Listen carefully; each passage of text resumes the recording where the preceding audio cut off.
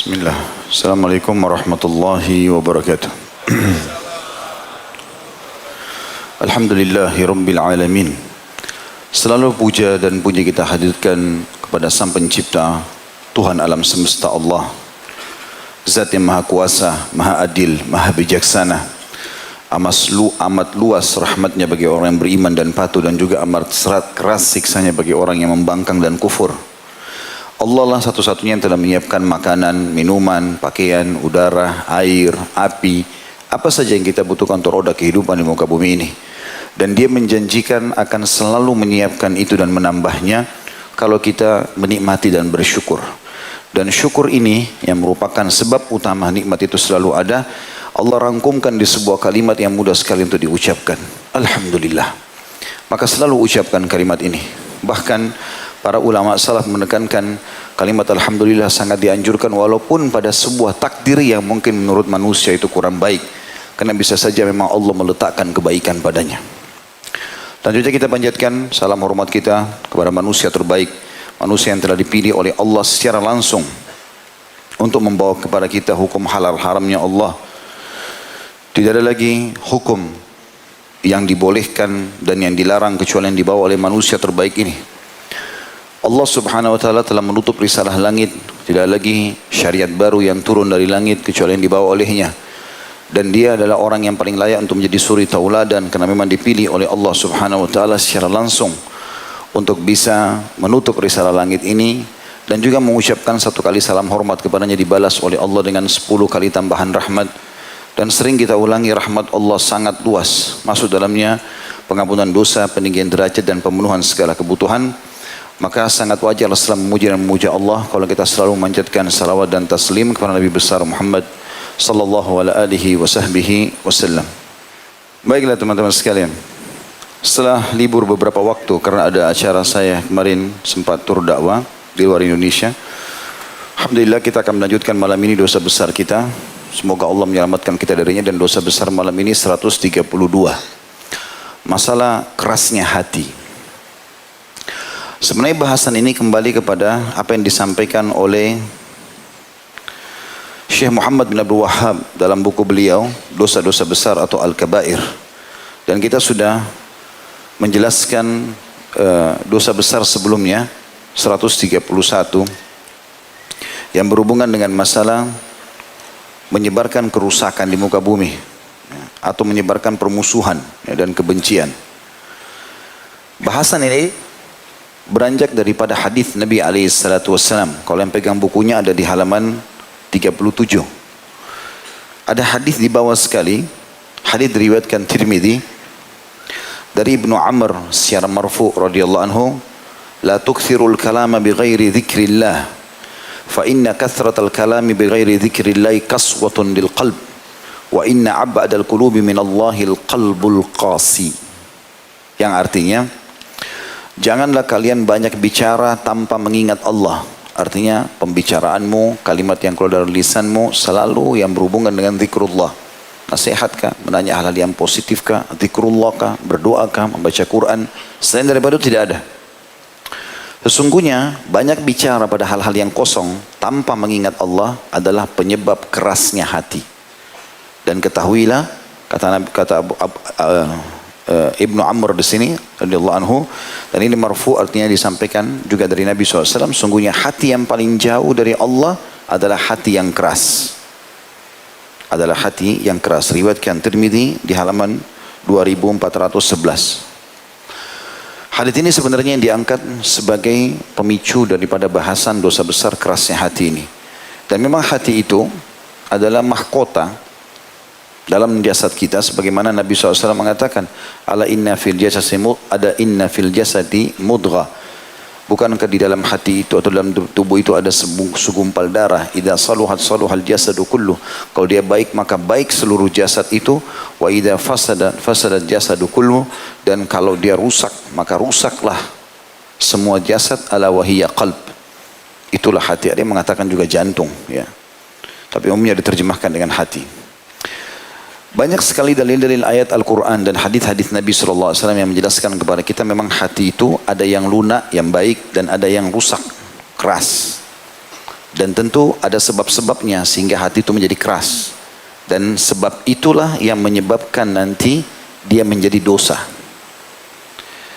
Misal contoh, kita akan baca firman Allah SWT. Syekh Muhammad rahimahullah mengangkat misalnya dalil pertama surah Al-Ma'idah ayat 13. Di halaman 36-nya, A'udzubillahi minasyaitonirrajim. فبما نقضهم ميثاقهم لعناهم وجعلنا قلوبهم قاسية يحرفون الكلمة عن مواضعه ونسوا حظا مما ذكروا به ولا تزال تطلع على خائنة منهم إلا قليلا منهم فاعفوا عنهم واصفح إن الله يحب المحسنين. Tetapi karena mereka melanggar janjinya, kami kutuk mereka. Karena mereka berbuat maksiat, sudah janji sama Allah tidak akan melanggar, mereka lakukan pelanggaran, maka kami jadikan hati mereka keras, membatu. Berarti penyebab daripada hati keras adalah maksiat. Penyebab inilah yang membuat dia jadi dosa besar. Karena orang bisa melunakkannya dengan amal soleh, orang bisa merusaknya dan mengeraskannya dengan maksiat. Mereka suka merubah perkataan Allah dari tempat-tempatnya. Dan mereka sengaja melupakan bagian dari yang mereka telah diperingatkan dengannya. Dan kamu hai Muhammad senantiasa akan melihat pengkhianatan dari mereka, kecuali sedikit di antara mereka yang tidak berkhianat. Maka maafkanlah mereka bila mereka minta maaf, dan biarkanlah mereka. Sesungguhnya Allah menyukai orang-orang yang berbuat baik. Kita tidak membahas masalah tafsir secara khusus ayat ini, tapi kita sedang menitik beratkan ada firman Allah SWT, qulubuhum qasiyah. Hati mereka keras membatu. Kemudian juga dalam ayat yang lain diangkat oleh beliau dalam surah Az-Zumar ayat 23. Firman Allah SWT, A'udzubillahi minasyaitonirrajim. Allahu nazzala ahsanal hadithi kitaban mutasyabihan mathaniya taqsha'irru minhu juludul ladhina yakhshawna rabbahum thumma talinu juluduhum wa qulubuhum ila dhikrillah. Dzalika hudallahi yahdi bihi man yasha'. وَمَنْ يُضْلِلِ اللَّهُ فَمَا لَهُ مِنْ هَادٍ. Artinya Allah telah menurunkan perkataan yang paling baik, maksudnya Al-Quran, indah untuk dibaca, berpahala sebagai panduan hidup, solusi dalam permasalahan, yang serupa dalam kurung mutu-mutu ayatnya, satu sama yang lain. Al-Quran itu sama kualitasnya, dimanapun kau baca kau akan dapat petunjuk. Lagi berulang-ulang kisah Nabi Musa berulang-ulang diceritakan, kisah Nabi Ibrahim berulang-ulang diceritakan, kisah Nabi, kisah tentang apa, penyampaian tentang neraka, penyampaian tentang surga, banyak terulang-ulang. Tapi itu semua tujuannya untuk memberikan pelajaran. Lalu Allah mengatakan gemetar karenanya, karena ayat itu kulit orang-orang yang takut kepada Rabbnya, kemudian menjadi tenang kulit dan hati mereka di waktu mengingat Allah. Jadi ternyata orang kalau sering membaca Al-Quran, diantaranya karena amal Al-Quran salah satu amal soleh, maka akan lunak hatinya. Dan hati yang lunak ini mudah untuk tersentuh mengingat Allah. Ya, kalau ada musibah yang datang dia langsung tersentuh. Ada, sampai saya pernah bahasakan kalau teman-teman masih ingat, salafus soleh itu kalau mereka lagi jalan di sebuah jalan dan tercium bau busuk saja, mungkin ada orang buang sampah sembarangan, tercium di hidung mereka, mereka sudah cukup untuk beristighfar dan bertobat kepada Allah. Karena dia anggap atau mereka anggap itu peringatan dari Allah. Seseorang yang sedang jalan tersentuh kakinya dengan batu cukup membuat dia beristighfar dan bertobat, karena dia tahu itu peringatan dari Allah. Tidak mungkin Allah datangkan tanpa sebab. Seperti itulah mereka sangat peka. Jadi hatinya jadi lunak karena sukanya beramal saleh. Lalu Allah mengatakan, itulah petunjuk Allah. Dengan kitab itu dia Allah menunjuki siapa yang dikehendakinya. Dan barang siapa yang disesatkan Allah, maka tidak ada seorang pun pemberi petunjuk baginya. Jadi tadi surah Al-Ma'idah ayat 13 menjelaskan ada hati yang qasiyah, yang keras karena maksiat. Di Az-Zumar ayat 23 ada hati yang lunak karena membaca Al-Quran. Juga dalam ayat yang lain, surah Al-Hadid ayat 16, Allah yang maha suci dan maha pemurah telah berfirman, A'udzubillahi minasyaitonirrajim. Alam ya'ni lilladhina amanu an takhsha'a qulubuhum li dzikrillahi wa ma nazala minal haqqi wa la yakunu kalladhina utul kitaba min qablu fatala 'alaihimul amadu faqasat qulubuhum wa katsirun minhum fasiqun. Belumkah datang waktu bagi orang-orang yang beriman untuk tunduk hati mereka mengingat Allah dan tunduk kepada kebesaran yang telah turun kepada mereka. Jadi dalam ayat ini kata ulama, Allah bukan mengatakan tunduknya kepala mereka, ya, tunduknya fikiran mereka. Allah mengatakan tunduk hati mereka. Karena hati yang harus ditundukkan, dan itu hanya dengan amal soleh, dengan kepatuhan kepada Allah SWT. Dan janganlah mereka seperti orang-orang yang sebelumnya telah diturunkan Alkitab, Yahudi dan Nasrani, kepada mereka. Kemudian berlalulah masa yang panjang atas mereka, lalu hati mereka menjadi keras. Karena mereka justru tidak mau mengikuti isinya. Dan kebanyakan di antara mereka adalah orang-orang yang fasik. Di ayat ini Allah hubungkan hati yang keras dengan kefasikan. Artinya memang karena perbuatan dosa. Jadi dia seperti menzalimi dirinya sendiri kalau dia buat dosa, sehingga hatinya menjadi keras dan tidak lagi bisa kena peringatan apapun. Sekali ada kemaksiatan kita lakukan dan kita tidak taubat, teman-teman, sudah cukup membuat hati itu berubah kondisi. Dari yang lembut mulai mengeras. Dibuat lagi maksiat lebih keras. Terus begitu sampai Allah menggambarkan ada hati yang lebih keras daripada batu.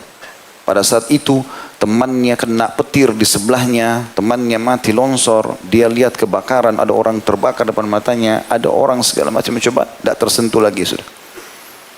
Ini berbahaya sekali, karena tidak ada lagi sesuatu yang bisa mengubah dia. Dan yang lebih bahaya daripada itu, teman-teman sekalian, kalau hati sudah keras, kita sudah tidak bisa, kita sendiri tidak mampu. Kalau mau kembali ke jalan Allah butuh upaya yang sangat besar. Saya pernah bahasakan contoh rasional. Berbuat dosa itu menjerumuskan diri pada dosa seperti orang yang ada di tepi jurang. Depan antum jurang. Terus ada dua cara untuk pada saat ada situ, untuk selamat atau untuk terjerumus. Kalau untuk selamat, berhenti, tinggalkan jurang itu. Tidak usah bilang kaki saya coba tes jatuh enggak sih, gitu. Ya. Tapi kalau dia mau jerumuskan kakinya, coba aja nggak apa-apa, dia akan jatuh ke bawah. Dua keadaan, mati sekalian atau dia mungkin masih bisa selamat, tapi untuk kembali ke puncak gunung butuh mendaki yang sangat besar, upaya yang besar. Sekali antum sudah ikut pengajian begini, terasa iman, merasa nyaman, terus saja kita pupuk itu pengajian, dari pengajian terus akhirnya kita makin lunak, makin penasaran sampai meninggal. Insya Allah kan istiqomah, dan akhirnya meninggal dalam husnul khatimah. Tapi sekali kita buka pintu dosa, terus kita biarkan lalai, sudahlah nggak apa-apa, nanti aja pengajiannya. Akhirnya berubah, yang tadinya seminggu sekali berubah, sekarang justru karaoke-nya yang seminggu sekali, atau maksiatnya, atau mungkin bahkan tiap hari, pengajiannya sebulan sekali, atau mungkin 3 bulan sekali. Lama-lama berubah kondisi hatinya. Dan kalau dia biarkan itu, dia kalaupun mau kembali jadi orang baik susah, karena nggak mudah kembali menjadi orang baik itu. Untuk kembali dia butuh satu pendongkrak yang dulu lebih kuat dari dongkrakan dia pertama. Contoh misal, antum pertama sadar mendengarkan ceramah tentang neraka misalnya, tersentuhlah hati kita. Kalau saya dibakar di neraka bagaimana nih, dosa ini, dosa. Kita mulai tinggalkan. Kapan antum futur? Futur itu kayak menjauhi agama, berbuat kemaksiatan, jauh. Maka untuk kembali kepada tingkat iman yang pertama, butuh pendongkrak lebih kuat dari yang pertama itu. Mungkin harus ada ceramah yang double, yang harus mendorong kita untuk itu. Makanya teman-teman tidak usah dicoba dosa itu. Dosa itu untuk dipelajari dan dijauhi, bukan dicoba. Oh ini babi haram, ya sudah haram, tidak usah coba. Saya mau coba dulu dagingnya babi, enak enggak? Ya. Khamr haram, haram sudah selesai, enggak usah dicoba. Tahu ini khamr, enggak usah coba. Saya mau tes bagaimana rasanya orang mabuk, enggak perlu. Oh zina haram, saya zina saya dulu, nanti urusan nanti, enggak. Saya memang bukan untuk dicoba, karena dia seperti ibarat racun. Kalau antum punya segelas susu, kita tetesin setetes racun, rusaklah susu itu walaupun cuma setetes racun. Susu itu kita ibaratkan iman antum dan amal saleh. Kapan antum campurkan dengan dosa sedikit, masalahin. Gitu. Bahkan bergejolak dalam hati itu. Sebagian salaf mengatakan orang kalau masukkan dalam hidupnya sedikit dosa, sudah cukup membuat dia berperang dengan dosa itu. Antara iman sama dosanya itu berperang sampai siapa yang akan menang. Dalam berapa hari berkecamuk. Kalau dia ikuti maksiatnya, tertinggallah iman itu. Kapan dia ikuti keimanannya, bisa ditinggalkan dosa itu, tapi butuh waktu, beberapa saat. Ada statement yang menarik dari seorang ulama tabi'in bernama Malik ibn Dinar, rahimahullah. Beliau mengatakan seorang hamba tidaklah dihukum dengan suatu hukuman yang lebih besar daripada hatinya yang dijadikan keras oleh Allah. Tidaklah Allah Azza wa Jal marah terhadap suatu kaum kecuali dia akan mencabut rasa kasih sayang dari mereka. Jadi statement beliau sangat nyata tentang masalah bagaimana Allah memberikan sesuatu yang paling berat bagi seorang hamba adalah hatinya keras. Maknanya tidak tersentuh lagi. Mau lihat jenazah depan matanya, apapun cobaan tidak akan bergerak. Memang dia nggak bisa. Dia nggak bisa. Bahkan dia heran, kok kamu bisa lakukan? Kok kamu bisa? Dia heran, kenapa kita bisa lakukan? Dulu di majelis ilmu kita bisa sholat malam, kenapa bisa pergi jihad? Kenapa bisa pergi haji? Dia bingung dengan itu. Dia nggak punya potensi untuk itu. Kenapa? Karena hatinya sudah keras. Dia hanya bisa, atau jiwa ini hanya bisa terbuka untuk bisa lunak kalau kita selalu berisikan dengan amal soleh. Ada beberapa tanda-tanda yang disebutkan oleh ulama kalau hati seseorang itu keras. Yang paling mendasar adalah malasnya beribadah dan selalu menganggap remeh kemaksiatan yang dilakukan. Kalau dua hal ini bersatu dalam jiwa kita dan antum merasakan, berarti sudah ada penyakit kerasnya hati. Selalu malas, mau bangun sholat malam malas, mau baca Quran malas, datang majelis ilmu malas, semuanya malas. Kemudian menganggap remeh, kan cuma dosa ini, kan cuma ketinggalan 1 rakaat. Bermula dari hal yang kecil, kan cuma masbuk, nanti aja sholatnya, kan cuma pegang, kan cuma cium, dan seterusnya. Jadi dia selalu menganggap remeh. Kalau ini ada, berarti sudah bermula hati antum keras. Ini berbahaya. Dan kita tahu teman-teman, kalau ada sesuatu yang membahayakan kita, misal kita jalan di sebuah jalan yang licin, tugas kita kalau mau selamat, berhenti dan jalan pelan-pelan. Jangan malah kita ugal-ugalan sehingga makin parah, jatuh, bocor kepalanya, segala macam. Jadi kalau kita sudah terlanjur dalam hal-hal seperti ini, seperti kita ada di becek, kita harus keluar dari situ. Jangan dibiarkan. Ya.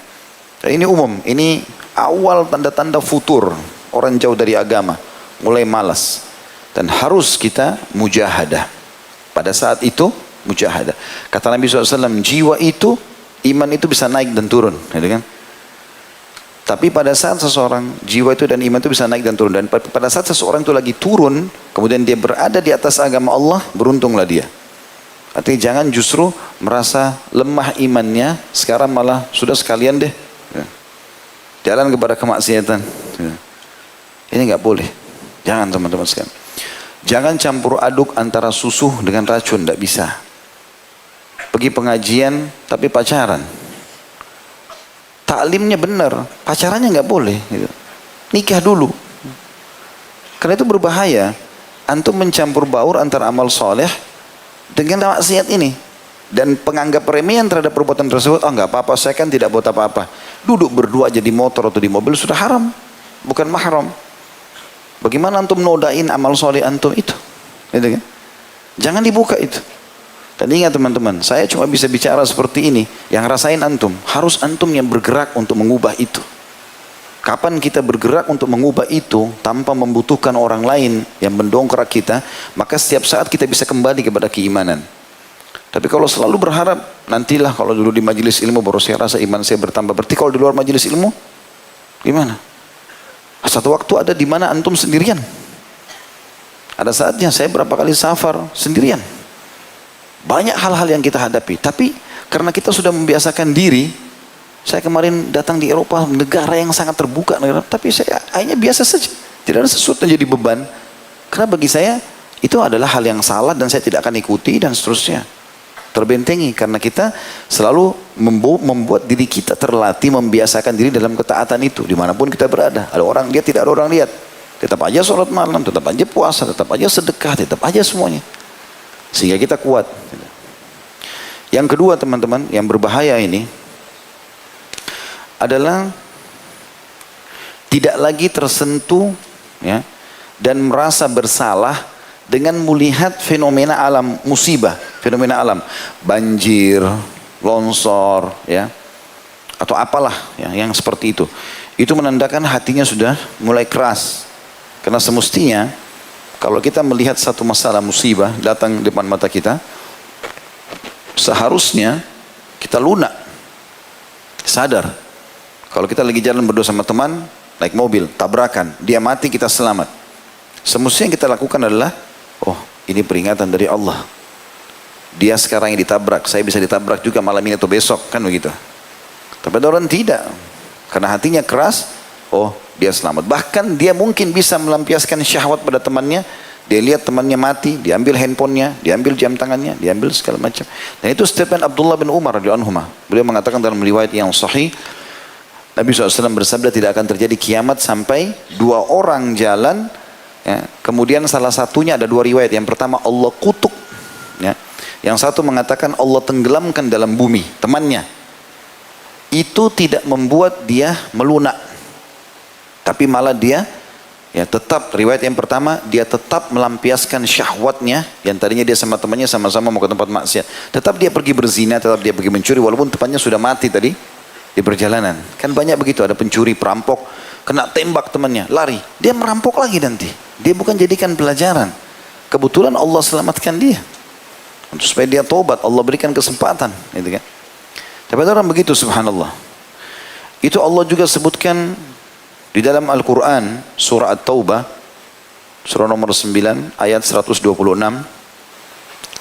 A'udzu billahi minasyaitonir rajim. Awala yarawna annahum yuftanuna fi kulli amin marrataini aw marratan aw marrataini thumma la yatubuna wala hum yadhakkarun. Tidakkah mereka orang-orang itu memperhatikan bahwa mereka diuji sekali atau dua kali dalam setahun? Ada saja Allah datangkan penyakit, Allah datangkan gangguan, segala macam ini sebagai peringatan. Dan mereka tidak juga bertaubat dan tidak mengambil pelajaran. Ini berarti tanda-tanda yang kedua. Tanda-tanda yang ketiga, tidak tersentuhnya dengan membaca Al-Quran. Sementara Al-Quran itu semestinya menambah iman seseorang. Jadi kalau antum baca 2-3 ayat sahabat Nabi itu ridwanullahi alaihim, kalau mereka ketemu, mereka selalu berkata begini, Ta'al nu'minu sa'ah. Ayo kita menambah iman kita sesaat. Minimal sekali para sahabat itu, kalau mereka buru-buru, mereka saling membaca surah Al-Asr. Bertemu lalu pisah. Wal asri innal insana lafi khusr. Demi waktu selama di dunia ini banyak manusia yang rugi. Illal ladzina amanu wa amilus solihat, kecuali orang yang beriman dan beramal saleh. Wa tawassaw bil haqqi wa tawassaw bis sabr. Saling mewasiatkanlah kebenaran ini dan saling mewasiatkan agar sabar dalam ketaatan. Baru mereka bubar. Itu minimal. Tapi kalau ada orang dengarkan ayat Quran sama sekali tidak tersentuh hatinya, gak ada maknanya, dia sholat pun tidak tersentuh, ini tanda-tanda kerasnya hati. Allah menyebutkan dalam Al-Quran, dalam surah Al-Anfal, surah nomor 8 ayat 2. A'udzu billahi minasyaitonir rajim. Innamal mu'minuna alladhina idza dzukirallahu wajilat qulubuhum wa idza tuliyat 'alaihim ayatuhu zadatuhum imanan wa 'ala rabbihim yatawakkalun. Sesungguhnya orang-orang yang beriman itu adalah mereka yang bila disebut nama Allah, baik namanya Allah atau baca ayat-ayat Al-Quran, gemetar hati mereka. Dan apabila dibacakan ayat-ayatnya, ini firman Allah, Allah berfirman, Rasulullah bersabda, bertambah iman mereka karenanya, dan hanya kepada Rabb mereka lah mereka bertawakal. Maknanya mereka tidak pernah takut, tidak pernah bergantung, tidak pernah khawatir apapun waswas syaitan, dia bertawakal kepada Allah. Itu salah satunya. Kemudian yang keempat, bertambahnya cinta terhadap dunia yang berlebihan. Dia tidak memahami kalau dunia ini adalah sebentar. Renungi sabda Nabi SAW. Dan beliau bersabda, perumpamaan dunia kalian ini dibandingkan akhirat. Perumpamaan dunia ini adalah seperti makanan manusia. Bagaimanapun dia membubuhi dan menggaraminya, bagaimanapun dia menggarami dan membubuhinya, lihat kemana akhir jalur makanan itu. Maksudnya kotoran. Juga sahabat Nabi pernah ditanya oleh Nabi SAW, ya Rasulullah, kata Nabi SAW kepada Dahhak, ya, radhiyallahu anhu, Nabi SAW tanya, wahai Dahhak, apa makanan dan minumanmu? Kebetulan Dahhak ini orang kaya. Kata beliau, al-laham wal-laban ya Rasulullah. Saya selalu makan daging dan minum susu. Umumnya orang sudah tahu makan daging, minum susu ini adalah makanan orang yang dianggap punya duit, gitu kan. Maka kata Nabi SAW, kemudian kemana? Thumma ila madza yasir? Kemana nanti setelah itu? Maka sahabat Dahhak ini dengan sopan mengatakan, ila ma qad alimta ya Rasulullah. Kepada sesuatu yang anda sudah tahu ya Rasulullah. Beliau tidak bilang kotoran sebagai kata santun. Anda sudah tahu ya Rasulullah jadi apa? Maksudnya jadi tinja. Yang makanan yang minumannya jadi air seni, dibuang semuanya. Kata Nabi SAW, sesungguhnya Allah telah memberikan perumpamaan dunia kalian seperti kotoran itu. Artinya teman-teman sekalian, orang yang sudah lunak hatinya beriman kepada Allah, apapun yang luput darinya di muka bumi ini kecil bagi dia. Mau orang yang dia cintai meninggal, mau hartanya hilang, cobaan apapun dia terima. Dia yakin semua itu di belakangnya ada hikmah yang Allah inginkan. Gitu kan? Sebagian salafus soleh teman-teman, kalau berjalan waktu cukup lama dan mereka merasa tidak ada cobaan, mereka malah beristighfar kepada Allah. Karena mereka merasa dengan cobaan bisa memangkas umurnya, ya, untuk dekatkan diri kepada Allah Subhanahu wa taala. Dan cinta dunia berlebihan ini akan mematikan hati tentunya, ya. Akhirnya sikut sana sikut sini, riba, ghibah, apalah, gunjing, semua menjatuhkan. Ini penyakit-penyakit hati semua justru karena dunia ini. Muncul semua itu kan. Kenapa orang ghibah, gunjing orang lain? Kenapa orang fitnah? Kenapa ada manipulasi? Kenapa ada kezaliman? Dunia, urusannya dunia. Padahal dunia ini, kata Nabi SAW, siapa yang akhirat targetnya, siapa yang dunia targetnya, maka Allah akan jadikan kemiskinan di depan matanya. Dan tidak akan datang untuk dia dari dunia ini kecuali yang sudah Allah catatkan. Dan siapa yang akhirat targetnya, Allah akan jadikan kekayaan di dalam hatinya. Lalu akan datang kepada dunia ini dalam keadaan terhina. Coba praktikkan resep sederhana ini teman-teman.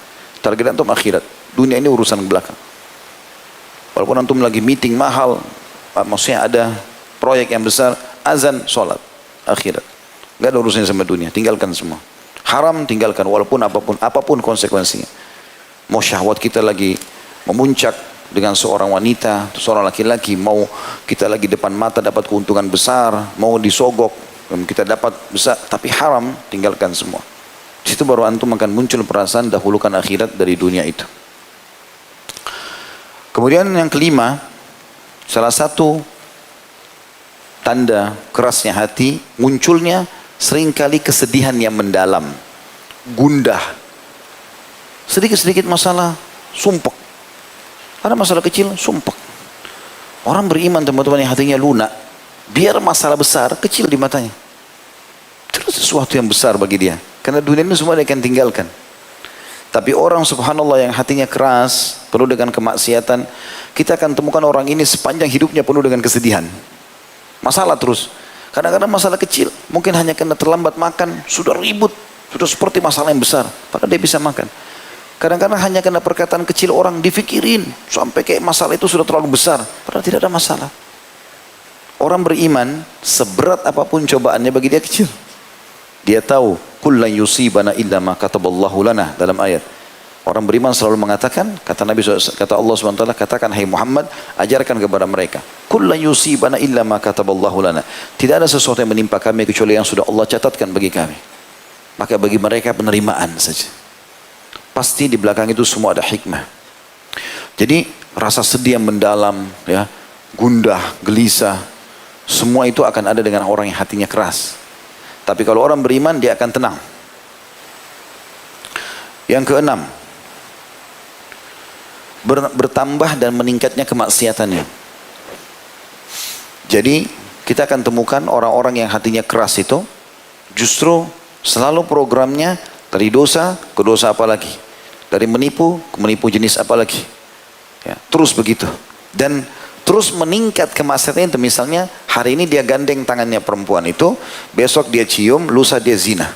Selepas itu dia buka lagi pintu dengan perempuan lain, dia buka lagi sama laki-laki lain, terus bertambah. Itu tanda kekerasan hati. Kalau orang ada imannya walaupun sedikit teman-teman, kapan dia buat dosa ketakutannya luar biasa. Itu yang Nabi SAW katakan. Orang mukmin itu kalau dia melakukan satu dosa, dia anggap seperti sebuah gunung yang besar di pundaknya. Ketakutannya luar biasa. Tadi tersentuh perempuan bukan mahram, sampai kadang-kadang merinding rasanya karena melakukan kesalahan itu. Ya, mungkin seorang muslim kalau iman sudah dalam hatinya, terbuka sedikit hijabnya, takutnya luar biasa. Jadi perasaan itu adalah tanda lunaknya hati. Hilangnya perasaan itu bertanda kerasnya hati. Allah berfirman dalam surah Sad atau surah Saf, ya, surah 61 ayat 5. A'udzu billahi minasyaitonir rajim. Falamma zagu azagallahu qulubahum wallahu la yahdil qaumal fasiqin. Pada saat mereka berpaling dari kebenaran, maka Allah memalingkan hati mereka. Dan Allah tidak memberi petunjuk pada orang-orang yang fasik. Yang terakhir, yang ketujuh teman-teman sekalian, tanda-tanda orang yang keras hatinya sudah tidak bisa lagi mengenal mana yang ma'ruf dan mana yang mungkar. Sudah nggak bisa lagi membedakan mana yang ma'ruf dan mana yang mungkar. Dan kita temukan dalam kehidupan dia warna-warni. Sholat iya, tapi riba iya. Sholat iya, tapi zina iya. Campur baur. Campur baur. Dan pencampur bauran ini membuat tidak akan merasakan kenikmatan dari keimanan itu. Seperti itulah. Jadi jangan teman-teman terpengaruh dengan bahasa-bahasa syaitan manusia yang mengatakan, sudahlah kau jangan terlalu alim, sudahlah nggak apa-apa, jangan terlalu keras, ini nggak apa-apa lah, toleransi, seperti itu. Ini bahasa-bahasa syaitan manusia. Syaitan jin tidak berhasil goda, syaitan manusia yang bergerak. Ya. Jangan terpengaruh. Ingat, antum seperti kata Atha bin Abi Rabah kepada salah satu khalifah Hisham bin Abdul Malik. Ingat wahai Amir Mu'minin, kau lahir di muka bumi ini sendirian. Kau berbuat juga sendirian. Kau yang menentukan itu, baik atau buruknya. Dan kau akan mati sendirian. Serta kau akan dihisap sendirian. Tidak akan berguna singgasanamu ini dan semua orang yang ada di sekitarmu. Coba renungi baik-baik kalimat itu teman-teman sekalian. Dan demi Allah teman-teman, kalau antum paksakan diri detik-detik itu selalu dalam ketaatan, kenikmatannya luar biasa. Luar biasa, susah untuk dinilai. Coba deh rasakan itu pada saat iman kita lagi puncak, itu ada kenikmatan yang tidak bisa dinilai dengan uang.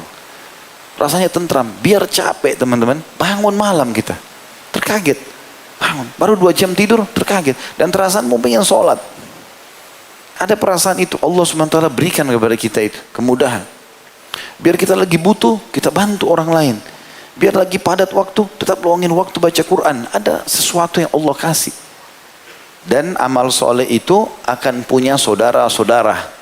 Sebagaimana perkataan Urwah bin Zubair rahimahullah. Salah satu ulama tabi'in masyhur. Dia mengatakan, kalau kau melihat kebaikan pada seseorang, ketahuilah kebaikan itu punya saudara-saudara. Dan kalau kau lihat, walaupun dia di mata orang dianggap buruk, dan ketahuilah kalau seseorang melakukan perbuatan kemaksiatan, ketahuilah ada saudara-saudaranya, walaupun dia di mata orang baik. Hati-hati teman-teman. Dalam diri kita yang melekat, yang menjadi sahabat kita, amal soleh saja. Nggak ada pintu buat maksiat. Harus azam. Dan itu di tangan antum keputusannya. Harus tentukan. Cukup masa lalu yang berlalu selesai. Sekarang ke depan. Demi Allah nggak ada waktu ini. Ya? Jangan main-main. Nggak ada waktu. Waktu antum terbatas. Nanti kalau meninggal baru nyesel. Mumpung malam ini Allah sampaikan di telinga antum dan hati antum, hati-hati. Ambil pelajaran dan kerjakan. Dan ingat pesan ini, wallah teman-teman, demi Allah kita, orang kalau bertahan dalam keimanan, nikmat, gak ada sesuatu yang jadi beban. Walaupun kita dalam keadaan susah, sakit, bangkrut, ditipu orang, tetap tentram, enak. Dibandingkan orang yang punya maksiat tadi saya bilang, sedikit masalah jadi besar buat dia. Udah seperti masalah yang sangat luar biasa. Susah tidur, susah makan, segala macam. Dan orang beriman subhanallah, kalau Allah datangkan cobaan sama dia, Allah datangkan perangkat-perangkat penolongnya. Misalnya dia ditipu sama orang, Allah datangkan orang lain yang akan membantu dia secara cuma-cuma. Hilang barangnya, ada orang gantikan. Dia sakit, ada dokter yang cocok sama dia, ada jalannya. Tapi kalau orang yang keras hatinya maksiat, tidak akan ada jalan keluarnya. Mereka tidak akan dapat wali atau penolong kecuali Allah SWT.